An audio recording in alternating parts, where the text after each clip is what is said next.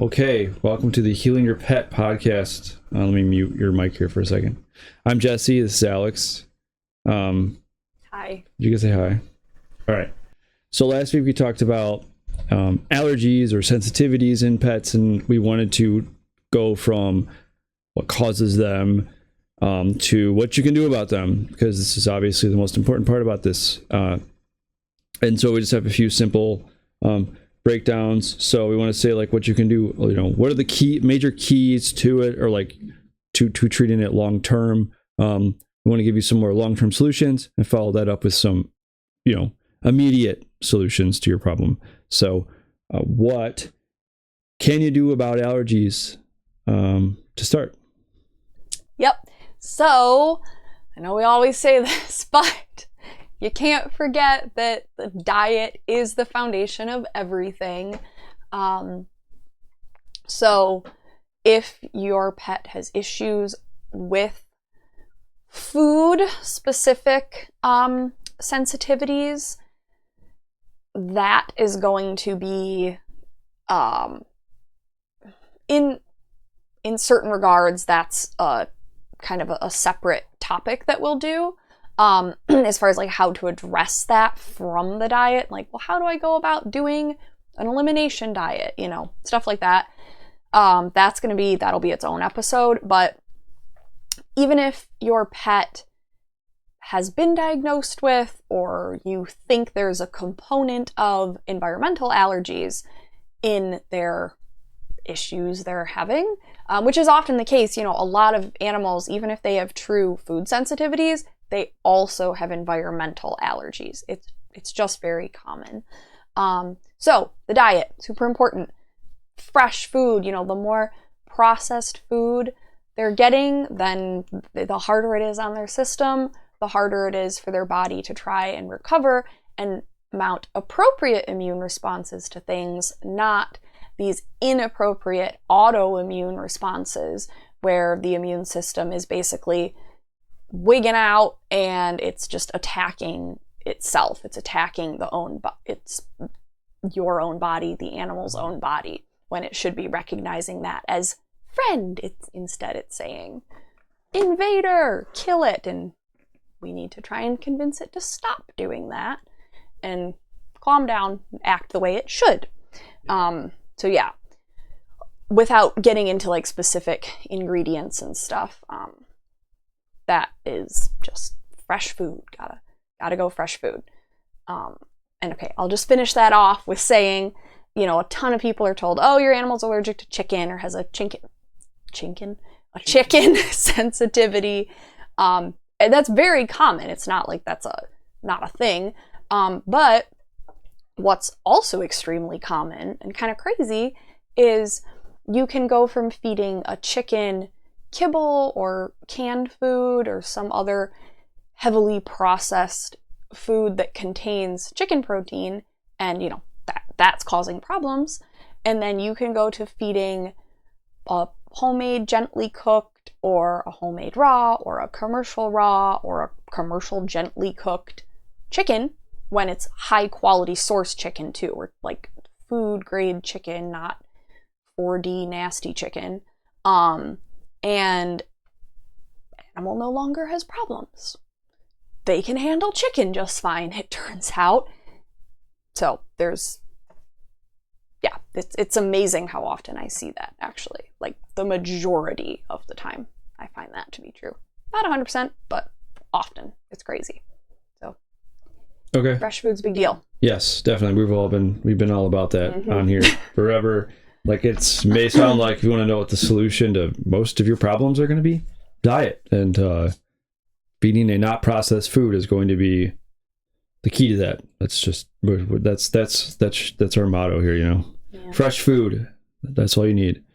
All right, so what about fleas? Want to talk about that? Yep. So we talked about fleas a little bit last week, and just want to hit on it again, that you always have to rule out fleas. And not only do you have to rule fleas out, but keeping in mind, or maybe you've never heard this before, because I think it's something a lot of times veterinarians it's not really common knowledge, and a lot of times veterinarians, like, I think, forget to explain this part to people. So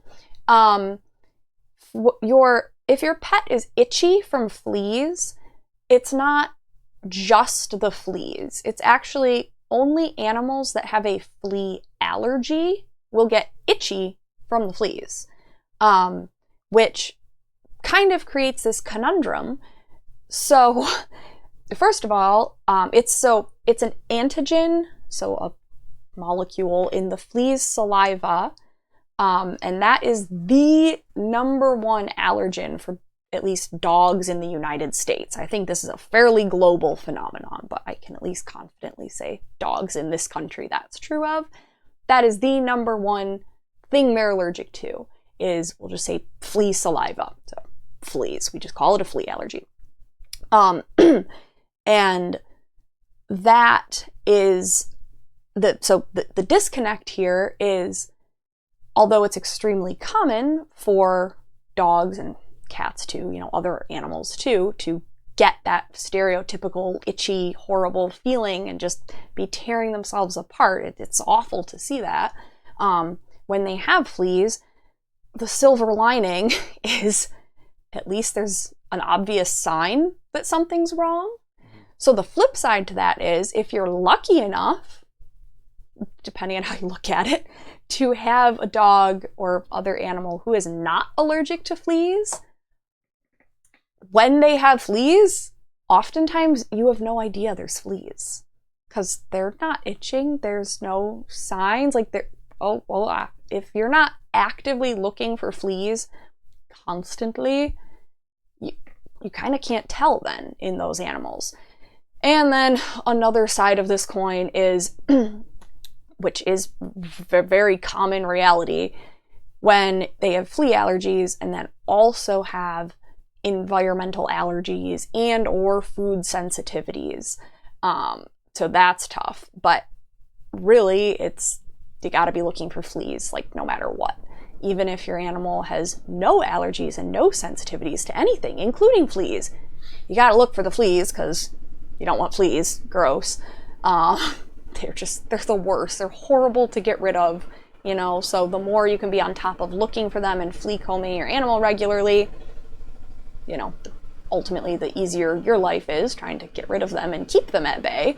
And then when it relates to environmental allergies or food sensitivities or allergies, you can try and kind of parse those things out a little easier as well. Yeah, and like we said last week, just don't live in denial about fleas, because that's a one common thing people think. It's like they're just assuming there's no way their pet has fleas. Even if your pet doesn't ever go outside, you can still bring fleas in the house with you. Yeah. And just because if your pet has fleas, it does not mean you're gross or your house is gross.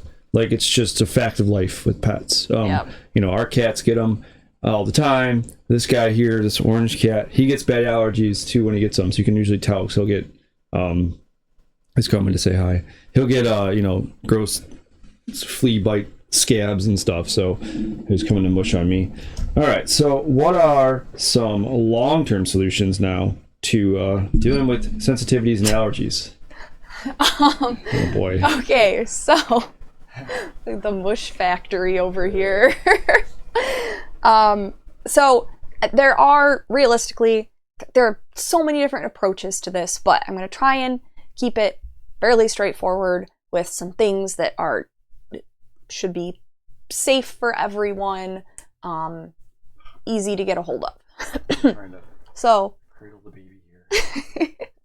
One, I'll say, and this isn't necessarily in any particular order of importance, but one, I'm actually going to go with something that's like possibly the most generic, and this is especially if you have an animal with food sensitivities.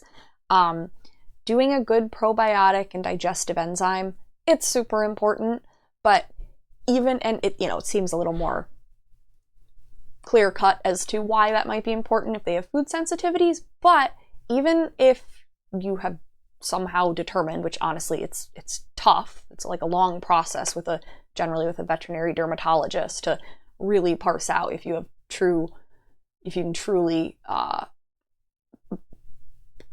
exclude or include food sensitivities versus environmental allergens. But even if you have totally excluded food sensitivities, you're saying we only have environmental allergies, doing a good probiotic and digestive enzyme, it's just important for everything. And when we're talking about trying to deal with the immune system, remember, the majority of your immune system arguably resides within your gut. So taking really good care of gut health and all the bacteria in your gut, right? Your gut microbiome, big catchphrase these days, but it's a real thing. It's very important.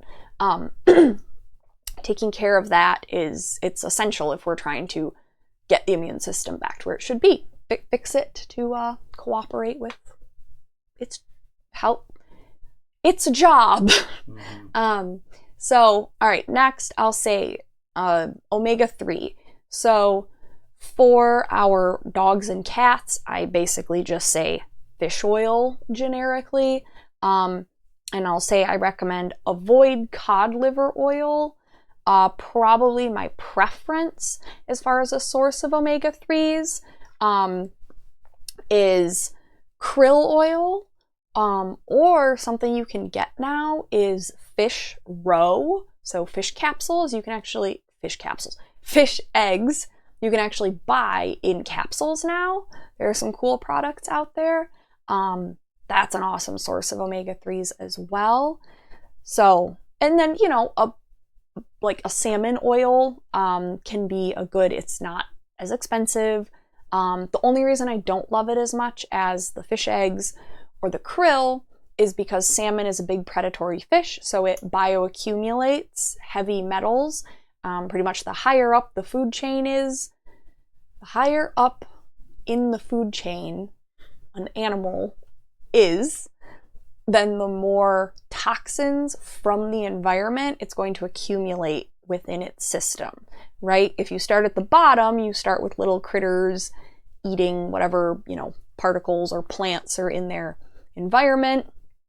They then get eaten by something else, which now whatever toxins were originally in the environment are kind of then, that next thing that's eaten by something else.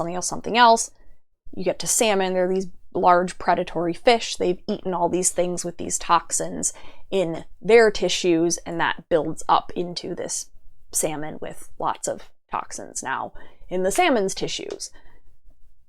I don't know, I might have just done a really bad job explaining that, but anyway, that's why I don't recommend salmon oil as my go-to, but it is more affordable, so it's better than nothing.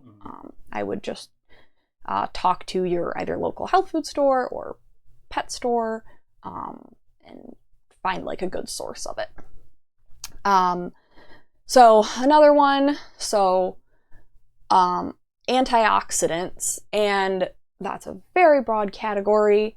I feel like people don't necessarily talk about it as much as one might expect, but possibly, I don't know, I think kind of the easiest and most effective one to go with is just vitamin C. Vitamin C is an extremely powerful antioxidant. It's wonderful for kind of everything. We all know vitamin C is good for our immune system. But there are certain herbs that are great for our immune system, like they're good to take when we're sick or if we're trying to prevent ourselves from getting sick, because those herbs boost our immune system. They kind of put it into overdrive. And that's great for those purposes, but when we're dealing with allergies, the immune system's already in overdrive, so we don't want to be boosting it with, for example, immune boosting herbs. We want to avoid those immune boosting herbs. Specifically, one of the most powerful ones that I recommend avoiding if you have any type of allergies, if you are currently dealing with any type of allergies, is echinacea. It's amazing. I use it for tons of things, but I recommend avoiding it during allergies because it's such a powerful immune booster. But vitamin C, on the other hand, is just this integral part of getting our immune system to function correctly. So, vitamin C, awesome, really important.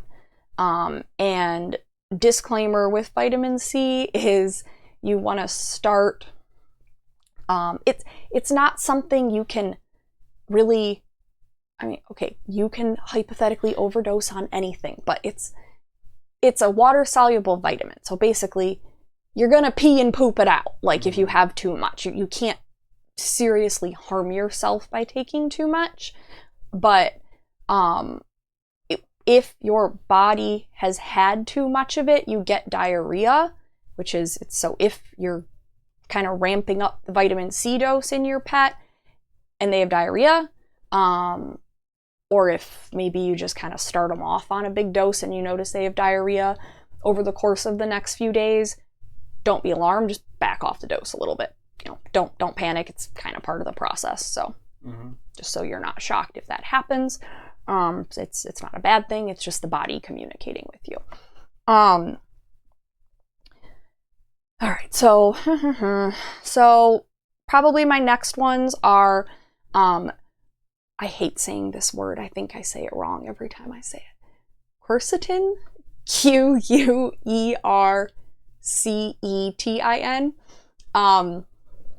It's a very important antioxidant as well, but specifically it can be really helpful with allergies. There have actually been some studies on it specific to allergies. So like with environmental allergies, it's one of the things that can really help. Again, long term, you gotta stick with it. You're not going, you know, if your animal's having a really bad flare up right now, you're not gonna see a difference in 3 days or anything, but stick with it. It can really help. Another one. Just real quick, where do they get quercetin from? I recommend your local health food store and talk to them about what brands they like what brands, you know, they think are the highest quality or, you know, best bang for your buck, you know, talk to them about what you're looking for. Cool. Next up, kind of in a similar vein, is bee pollen. Some people have heard of this one before. Like honey, you may have been told take like raw local honey for your allergies as well. And you can also give your pet raw local honey for allergies. It's just the bee pollen is kind of a more concentrated source of the same benefits, and then without all the sugar of the honey. So, you know, our bodies can handle that sugar a little bit better than our pets' bodies can, at least. So that's part of the reason I also recommend bee pollen versus honey. But it has to be local bee pollen. Okay, assuming we're talking about environmental allergies here, it has to be local bee pollen, because then it will contain those antigens that are causing the problems, that are actually causing the allergic reaction in your pet's body. So you're basically, that bee pollen is enabling the immune system to see those allergens and then learn how to respond appropriately to them. So it's amazing. It can work really, really well, but it's not going to work immediately. So you've got to stick it out. Like if you have an animal who has fall allergies, start the bee pollen now, keep them on it, and now next fall, you should see a difference. So it takes some patience, but it's normally worth the patience because it can be so effective. And it's, I will say, like most things, it doesn't work, you know, I mean, it's not, I wouldn't say it's not going to be 100% effective in almost anybody, but it's not going to be massively effective for 100% of the population, but it can be massively effective, I would say definitely for the majority of the population. It's one that I'd say is worth at least giving a shot for 1 full year and sticking with it consistently, because it can be so helpful if it works for your critter. And then knowing that even if it doesn't seem to make a massive difference in their allergies, it's really good for you. It has tons of immune and just like overall systemic benefits to it as well. So you can tell yourself that also. final thing that I like is green tea in their food. You want decaf green tea, just, they don't need caffeine. So decaf green tea in their food. You can do once a day, like, if you only feed your animal once a day, just do once a day. I say twice a day is ideal, but and there's no like magic dose with it, but you just brew up like a cup of green tea like you're brewing it up for yourself, and then obviously let it cool. Make sure it's a reasonable temperature, warm or cooler, and then just pour it right on their food. They normally love it. If it's like, if for whatever reason the bitter turns them off, you can put a little honey in it. I mean, cats they normally don't care, but if for some reason a dog is put off by it, sometimes a little bit of honey does actually help. And I say, like, for a 50-pound dog, go with about half of a cup of green tea twice a day, to try and really notice a difference, and then, kind of dose up and down from there. But yeah, no, there's no magic dose, and that would be awfully hard to give them so much that it was an overdose. I don't even know what that would entail. So. Okay, good stuff. Now,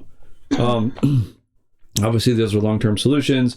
If your dog or cat is having a major flare-up right now, what are some things you can do about that? Yep, so there are some things you can do about that, luckily, other than just the dreaded allergy shots when it's just so miserable that you're tearing your hair out and not sleeping and, just feel horrible for your pet and are desperate and don't know what else to do. Here's some other things you can try. So one that's really important and underrated, and it's easy to forget about. If you're not really good about being in the routine of it, it's easy to kind of do it for a while and then forget, is wiping their paws every time they come inside, like immediately, ASAP. The reason it's so important, we've kind of touched on this for some other topic before, I know, but those paw pads, they look like this like tough leathery stuff, but they are incredibly absorbent. They're like little sponges. And we've learned, through studies, we've discovered that part of the reason that when animals have environmental allergies, they tend to express the symptoms or clinical signs in itchy skin, whereas when we have environmental allergies, it's this respiratory issue. So for us, we're normally inhaling the allergens, and it's going through the mucosa in our nose, etc. That's causing these upper respiratory signs for us. Why is it so different in our animals? Well, we now know at least part of the reason it's so different is because the allergens literally get absorbed through their paw pads. Mm-hmm. So these little foot sponges that they're walking around on, you gotta clean those suckers off. And hopefully, the reality is they're gonna step outside and like practically immediately be absorbing those allergens into their system. So it's not 100% foolproof, but it's the best you can do. And, by the time they come inside, you'll still be removing a bunch more before they're absorbed into their system. And of course, you are removing a bunch of chemicals and other toxins that they've picked up in the environment while outside. So you're trying to just remove all the bad stuff before it's absorbed into their systems. So just plain water, it's better than nothing. It's a lot better than nothing, just either some people have like a little foot bath for when their dog or cat comes in the door. Most cats don't love that plan, but you'd be surprised how many dogs actually love it. Like, it turns into their little routine, and they just step in their foot bath, and it's really cute. But, obviously you can do a sponge or a rag or, whatever works. But step up from just plain water. Some combination, and no, there's no, magic ratio or anything that's going to make or break this. But some combination of apple cider vinegar and green tea. This time it doesn't really matter if it's decaf or not. And aloe vera juice is great. All three together, awesome. If you've got one of the above, awesome. If you've got two, awesome. You can mix those all up in a little bit of water to just keep it a nice, watery solution, and wipe those feet, sponge those feet, soak the feet, whatever routine works for you, but just trying really hard to stay on top of that, like as fast as you can. As soon as they come in the door, wipe off their feet. Or if you have a deck, like while they're standing on the deck, wipe their feet and then let them inside, something like that. There are also little like actual wipes, like wet wipes you can buy specifically for wiping off their feet. Those exist on the market too, so that's an option even. Okay, so that's super important. And I think my final ones are suggestions for more topical stuff that can help with instant relief. So if they're already itchy all over, some things you can do are, so the aloe vera juice, again, awesome. And the green tea, again, awesome. So you can either, and you could do plain aloe juice, you could do plain green tea. If you mix the two together, that's probably a perfect world. You can dilute them in water if you're going to use this as like a whole rinse, as if you're giving them a bath. So you can either do it that way, like whole rinse all over their body, like pour it all over them, or so you're not wasting as much of the concoction, you can like sponge bath it all over the body. And as long as they don't like feel sticky and gross, because the aloe, if it's like a thick batch of it, or if you were to use just like 100% aloe juice, not diluted in water at all, it can feel a little sticky and gross if it just dries on there. But yeah, pretty much that, some combination of the above, all over their body, sponge it on, just leave it, let it dry. It helps. It can really help reduce that itching and irritation, and again, helping with a more appropriate immune response ultimately in the microbiome of their skin. And one thing to avoid that is really commonly, you'll hear about, like, oh, itchy skin, solution, oatmeal bath. So there are a million oatmeal shampoos on the market. Avoid them, especially if you have actual allergies as the root of your itchy skin. I just avoid the oatmeal stuff. It can just cause more problems than it can solve ultimately most of the time. Okay, I think my very final point here, if your pet has developed actual hot spots, right, the raw nasty red spots on their skin that have like ulcerated, there are a million different products on the market for this, of course, and there are lots of really good like products. You can go to your local pet store and talk to them, and they'll probably have some really good products they can sell you if you want. But I just want to put it out there, since these are often a result of allergies, something that you can get, at least in most of North America, that as far as I know, growing in your backyard, is plantain. Not like plantain bananas, it is spelled the same way, but you can Google images of plantain leaves. They're little, like they just grow as a quote unquote weed in your yard, little broad, like oval shaped green leaves. There are various species of them, but they all look pretty similar. They're a weed, they grow everywhere, and you can take those and crush them up, and you can like boil it into a little tea, and that can work really nicely for hot spots, or even if there's just like a spot on their skin that they've just made really raw, or a spot that seems like on their paw or something that just seems to really be bugging them. Those can be really soothing and antibacterial, kind of an overall antiseptic that can help it from turning into like a secondary bacterial infection. Yeah, I would recommend too, don't pick plantains from like a yard that's been treated with weed killer or sprayed, because you're just gonna probably make the problem worse. But avoid that. So if your yard gets sprayed, then go to a park and state park in the woods or something and pick it. Yeah. Unfortunately, not like Not like your local park. local city park. Just somewhere that you know they're not going to bother spraying it. Often sprayed too, unfortunately.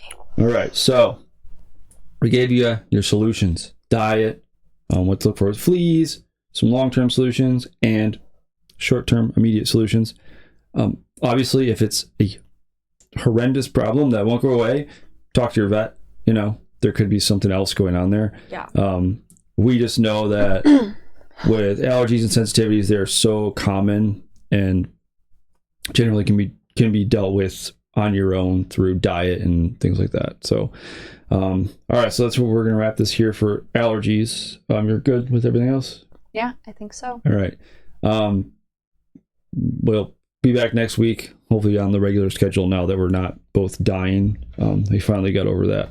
But all right, I guess we'll be back next week. And thanks for watching. Go ahead and subscribe and like and comment and ask if you have any questions. Comment. People have been commenting on stuff, asking.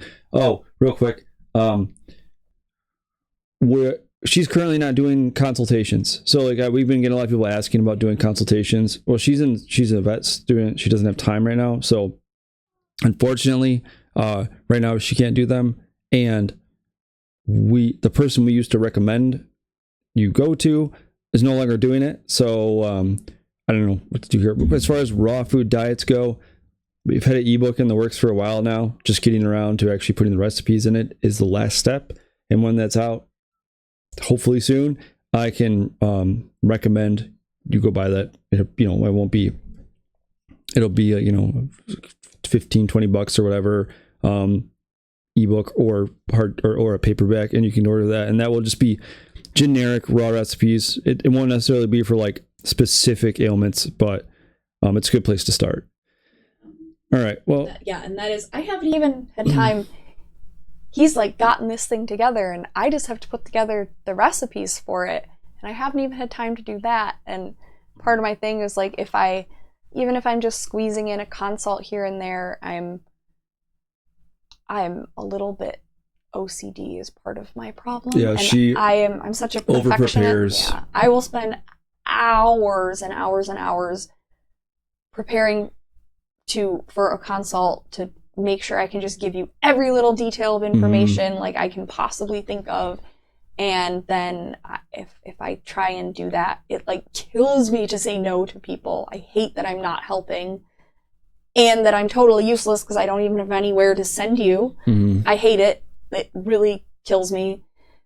But I'm never going to get around to doing these recipes if I keep trying to squeeze in a consult here and there, and then I'm not helping anyone. So if we can at least get this recipe book done, then I think we can help a ton of people. Yeah. And if you just subscribe to this podcast or YouTube channel or wherever you're watching this, a lot of this advice would be advice you would get in a consult. So yeah.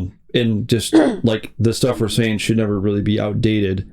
You could always refer back to this later on down the road if you're like, oh, so I have this issue. Just go back and watch some of our older stuff. We're just starting out, but I'm sure as this thing goes on, there'll be tons of information here, which would be a lot of what you would get if we sat down to consult with you anyways. Yep. All right, cool. Well, we're going to stop this here then, and we'll be back next week. Gotta go get boys from football practice. Right, football practice, and then pick pumpkins. Yeah. Wahoo, happy fall. All right, bye. All right, bye.